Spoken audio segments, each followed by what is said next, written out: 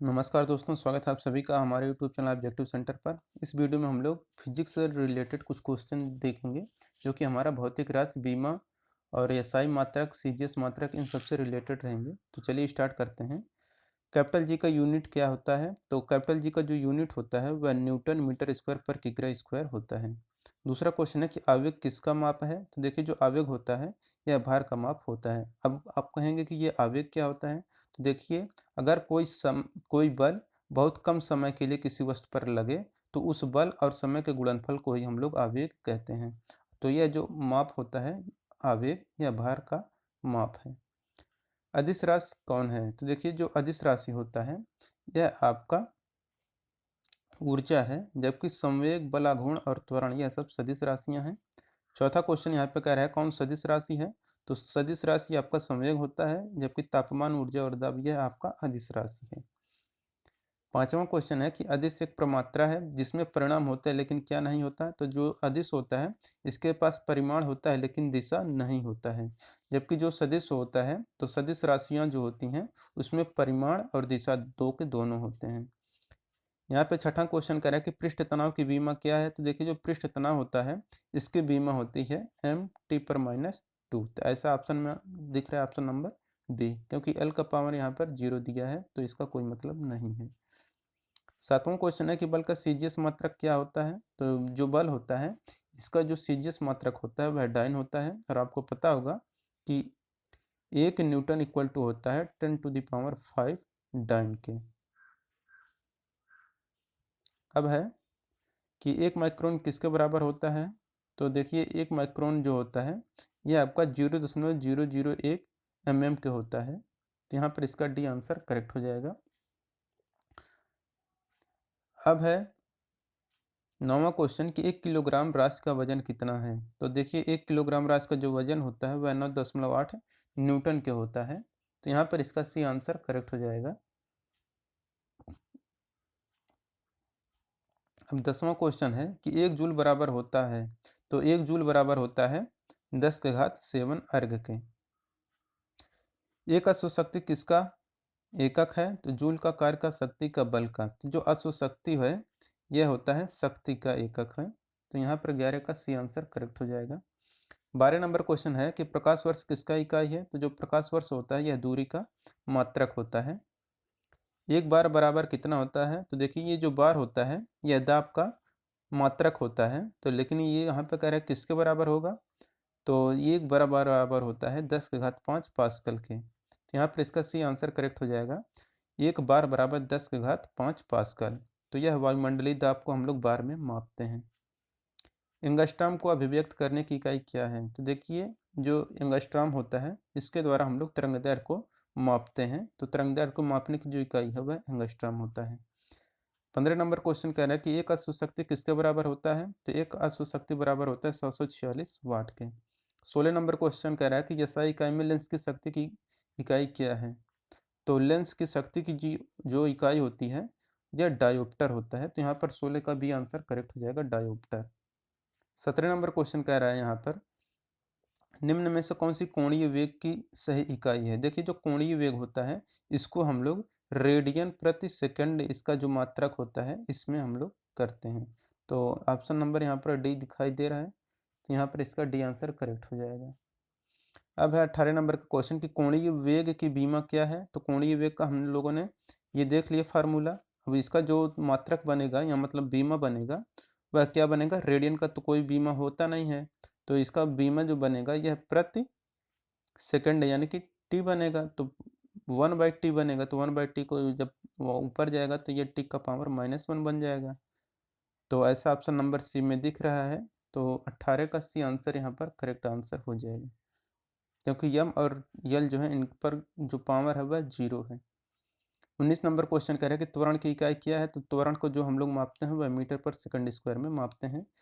Metre पर second जो है यह वेग का है, यह भी हमारा वेग या चाल का है। एक पार्सेक में कुल कितने प्रकाश वर्ष होते हैं? तो एक पार्सेक बराबर होता है 3.26 प्रकाश वर्ष के।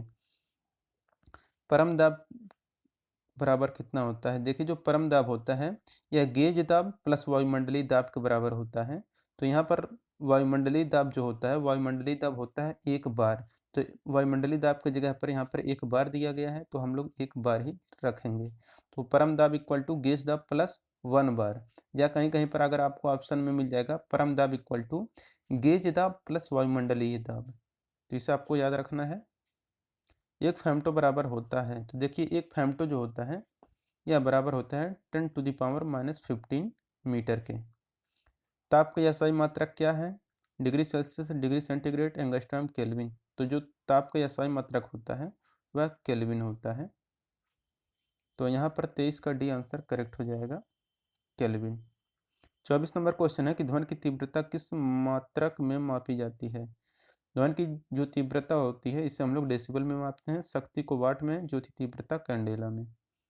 ज्योति तीव्रता का मात्रक क्या है? तो अभी हम ऊपर ही बताए हैं। तो ज्योति तीव्रता का मात्रक होता है कैंडेला। न्यूटन है जो यह फोर्स यानी कि बल का है। ध्वनि की पिच या तीक्ष्णता का निर्धारण किससे करते हैं? तो ध्वनि की पिच का जो निर्धारण करते हैं यह करते हैं आवृत्ति से। तो यहाँ पर इसका सी आंसर करेक्ट हो जाएगा। 27 नंबर क्वेश्चन है कि निम्नलिखित में से किसकी वेधन क्षमता अधिक है? अल्फा किरणें, बीटा किरणें, गामा किरणें, न्यूट्रॉन। तो जिसकी वेधन क्षमता ज़्यादा होती है वह रहता है गामा किरण। तो गामा किरण की वेधन या भेदन क्षमता ज़्यादा होती है। इलेक्ट्रॉन वोल्ट किसका मात्रक है? शक्ति का, विभवांतर का, विभव का, ऊर्जा का। तो जो इलेक्ट्रॉन वोल्ट होता है यह ऊर्जा का मात्रक होता है। तो 28 का यहाँ पर डी आंसर करेक्ट हो जाएगा। विद्युत धारा की इकाई क्या है? देखिए जो विद्युत धारा की इकाई होती है वह एम्पियर होता है। ये हमारा होता है जो ओम होता है यह प्रतिरोध का होता है, विभव का वोल्ट होता है और आवेश का कूलाम होता है। हेनरी इकाई है, तो देखिए जो हेनरी इकाई होती है यह होता है प्रेरकत्व का मात्रक हेनरी होता है। विद्युत आवेश का मात्रक क्या है? कूलाम। यहाँ पर करेक्ट आंसर हो जाएगा 31 का बी। रसायन उद्योग में कौन सा मूल रसायन माना जाता है? तो रसायन उद्योग में जो सबसे मूल रसायन माना जाता है वह H2SO4 यानी कि सल्फ्यूरिक अम्ल को माना जाता है। विटामिन के का रासायनिक नाम क्या है? तो देखिए जो विटामिन के का रासायनिक नाम होता है वह रहता है फिलोक्विनान। और जो कैल्सीफेरॉल रहता है यह विटामिन डी का रहता है। नियासिन जो है यह विटामिन B3 का रहता है और जो बायोटिन है यह B7 का होता है। यह B7 जो होता है इसी को हम लोग विटामिन H के नाम से भी कहीं कहीं पर जानते हैं। कास्टिक सोडा का रासायनिक सूत्र क्या है? तो देखिए जो कास्टिक सोडा होता है वह NaOH होता है। फिर इसके बाद जो साधारण लवण होता है यानी कि नमक वह NaCl है और ये हमारा सोडियम कार्बोनेट है।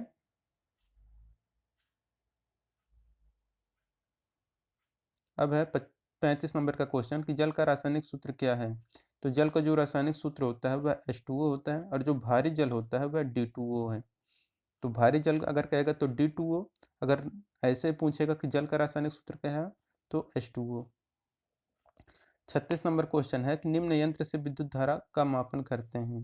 तो विद्युत धारा का जो हम लोग मापन करते हैं वह हम लोग करते हैं एमीटर के द्वारा। तो एमीटर द्वारा विद्युत धारा हम लोग मापते हैं। डायनामो क्या परिवर्तित करता है? तो देखिए जो डायनामो होता है वह यांत्रिक ऊर्जा को विद्युत ऊर्जा में बदलता है और जो मोटर होता है वह वैद्युत ऊर्जा को यांत्रिक ऊर्जा में बदलता है। ट्रांसफार्मर प्रयोग में आते हैं। तो देखिए जो ट्रांसफार्मर हम लोग यूज करते हैं वह सिर्फ और सिर्फ AC परिपथ यानी कि प्रत्यावर्ती धारा के लिए ही हम लोग यूज करते हैं। 39 नंबर क्वेश्चन है कि सूर्य की किरणों की तीव्रता मापने वाले उपकरण को क्या कहते हैं? स्ट्रोमीटर, क्रेस्कोग्राफ, एक्टियोमीटर, बैरोमीटर। तो सूर्य की किरणों की तीव्रता मापने के लिए हम लोग एक्टियोमीटर का प्रयोग करते हैं। तो एक्टियोमीटर यहाँ पर करेक्ट आंसर हो जाएगा। अब है 40 नंबर का क्वेश्चन, निम्नलिखित में से कौन मैग्नीफाइंग ग्लास की भांति प्रयोग होता है? तो मैग्नीफाइंग ग्लास के रूप में जो उपयोग होता है वह अभिसारी लेंस होता है। तो यहाँ पर इसका सी आंसर करेक्ट हो जाएगा। 41 नंबर क्वेश्चन है कि प्रकाश का वेग सर्वप्रथम किसने मापा था? तो प्रकाश का वेग सर्वप्रथम रोमर ने मापा था। तो रोमर यहाँ पर करेक्ट आंसर हो जाएगा। तो अगर ये वीडियो आपको अच्छा लगा हो तो वीडियो को ज़रूर लाइक करें और अगर आप लोग थ्योरी का और भी वीडियो देखना चाहते हैं तो आप हमारे ऑब्जेक्टिव जीके चैनल को जरूर सब्सक्राइब कर लें, जिसका लिंक आपको डिस्क्रिप्शन बॉक्स में दिया गया है। तो उस लिंक को क्लिक करके आप लोग ज़रूर से सब्सक्राइब कर लें और अपना वीडियो ज़रूर देखें। मिलेंगे नेक्स्ट वीडियो में। Thank you.